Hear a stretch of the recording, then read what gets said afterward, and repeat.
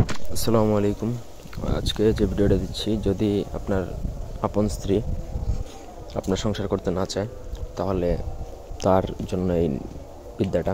আপনার স্বামীও যদি আপনার সাথে সংসার রাখতে না চায়, তাহলে এটা প্রয়োগ করতে পারবেন। এক কথায়, স্বামী স্ত্রী যদি সংসার রাখতে না চায়, আপনি এটা প্রয়োগ করে সেই সংসার ঠিক করতে পারবেন, আপনার বশ বাধ্যগত করতে পারবেন। ঠিক আছে, ছোটোখাটো বিষয়টা প্রয়োগ করবেন না, এটা খুবই বাজেভাবে কাজ করে। সেজন্য ব্যক্তিগত যে কোনো প্রয়োজন বা যে কোনো কাজের জন্য স্ক্রিনে দেওয়া নাম্বার আছে, সরাসরি ফোনে, হোয়াটসঅ্যাপে বা ইমোতে যোগাযোগ করে যে কোনো কাজ করাতে পারবেন, দেশে বা দেশের বাইরে থেকে। এটা একটা মগা নকশা, আশা করি নকশা দেখেই বুঝতে পারতেছেন। এই বইটাও চাইলে আপনারা আমাদের থেকে নিতে পারবেন। তাছাড়া ভূজপত্র, এরপর গুরুচন, কামাখাসি দূর ইত্যাদি যে কোনো কিছু আমাদের থেকে নিতে পারবেন। যাই হোক, এটা লেখার জন্য যে কোনো শনি মঙ্গলবার দিনে পাক পবিত্র হয়ে আপনাকে একা নির্জনে বসে রাত্রিবেলা নদীর পাড়ে বসে আপনাকে নকশাটা লিখতে হবে।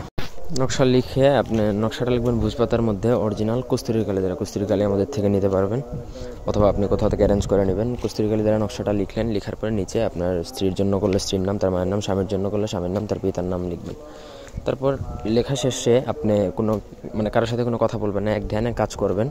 কাজ শেষে আপনাকে সেটা একটা পলিথিন বা ভালো কিছুতে ঢুকিয়ে তারপর আপনাকে একটা ভারী পাথর চাপা দিতে হবে। অ্যাটলিস্ট 5-10 কেজি ওজনের একটা ভারী পাথরে নিচে চাপা দিতে হবে। ইট দিলেও হবে, তবে পাথর হলে ভালো হয়। এমনভাবে চাপা দিবেন বা এমন একটা জায়গায় রাখবেন যাতে ওইখান থেকে কেউ সেটা না সরিয়ে ফেললে আবার সমস্যা আছে, আপনার কার্যকর ক্ষমতাটা নষ্ট হয়ে যাবে। এটা দীর্ঘদিন পাথরের নিচে থাকবে, এরকম একটা জায়গায় পুঁতে দিবেন, রেখে দিবেন, তাহলেই কাজ হয়ে যাবে।